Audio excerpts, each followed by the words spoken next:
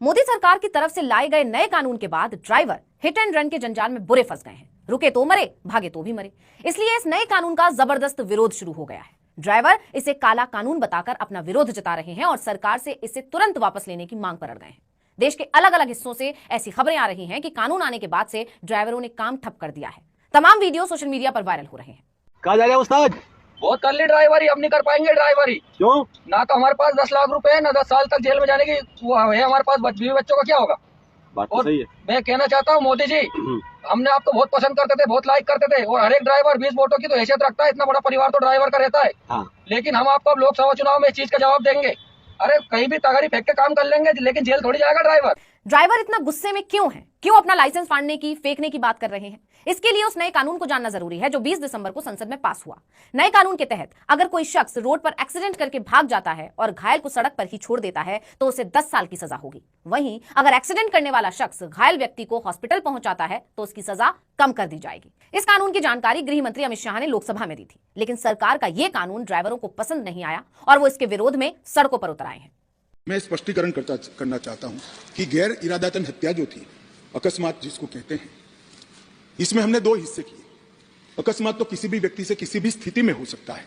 एक गाड़ी चलाता रहे एक व्यक्ति और रास्ते में कोई भी बेध्यान हुआ या कोई रश कर आ गया और अकस्मात हो गया।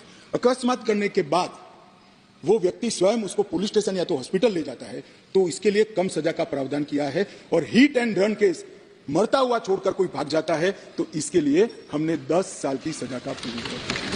ड्राइवरों का कहना है कि सरकार इस कानून को वापस ले क्योंकि इसमें ड्राइवरों के हित का ध्यान नहीं रखा गया है। सिर्फ ड्राइवर ही नहीं बल्कि आम जनता सरकार से सवाल कर रही है कि एक्सीडेंट होने के बाद भीड़ जो ड्राइवरों का हाल करती है, कई बार उनकी जान तक चली जाती है, उसको लेकर सरकार ने कोई नियम क्यों नहीं बनाया है? लोगों का कहना है कि यह कानून पूरी तरह एक तरफा है। इसमें ड्राइवरों के हितों का कोई ध्यान नहीं रखा गया है। इसलिए ड्राइवर और उनके समर्थन में आए लोगों ने सरकार के इस कानून के खिलाफ मोर्चा खोल दिया है। सोशल मीडिया पर एक्सीडेंट कानून वापस लो नाम का हैशटैग ट्रेंड कर रहा है। जो ये देश में जो काला कानून पास हुआ है ड्राइवर और कंडक्टरों का, तो ये मलकापुर माल धक्के के ऊपर सब ड्राइवर कंडक्टरों ने सब कर दिया, कोई गाड़ी नहीं भर रहा है कि ये जल्द से जल्द ये सब ये काला कानून वापस ले जाए तो हम गाड़ी भरेंगे। ये वीडियो जो आपने देखा मलकपुर माल गोदाम का बताया जा रहा है। यहाँ ड्राइवरों ने विरोध प्रदर्शन शुरू कर दिया है। उनका कहना है कि सरकार कानून वापस नहीं लेगी तो हम काम नहीं करेंगे। इनका कहना है कि अगर हमारे पास 10 लाख रुपए जमीन जायदाद होती ही तो क्या हम ड्राइवर होते? लोग ये भी कह रहे हैं कि अब तो ड्राइवर भी वही बन सकता है जिसके पास पैसा हो। मतलब सरकार धीरे धीरे गरीबों से उनकी रोजी रोटी भी छीन रही है। अब जरा सोचिए कि अगर देश भर के ट्रक ड्राइवरों, बस ड्राइवरों ने सरकार के इस कानून के खिलाफ हड़ताल कर दी तो, काम बंद कर दिया तो सब कुछ रुक जाएगा। यातायात ठप होगा तो देश कैसे चलेगा? कैसे सामान और माल इधर से उधर जाएगा? कैसे बच्चे स्कूल जाएंगे? बसों से अपने काम पर जाने वाले कैसे अपने काम पर जा पाएंगे? मतलब कि सरकार ने यह कानून लाकर देश को बड़े संकट में डाल दिया है। देश के अलग अलग हिस्सों से अक्सर ही रोड एक्सीडेंट्स की खबरें आती रहती हैं। ये देखने को मिलता है कि ड्राइवर एक्सीडेंट करके भाग जाते हैं। उसी पर नियंत्रण करने के लिए सरकार ये नया कानून लेकर आई।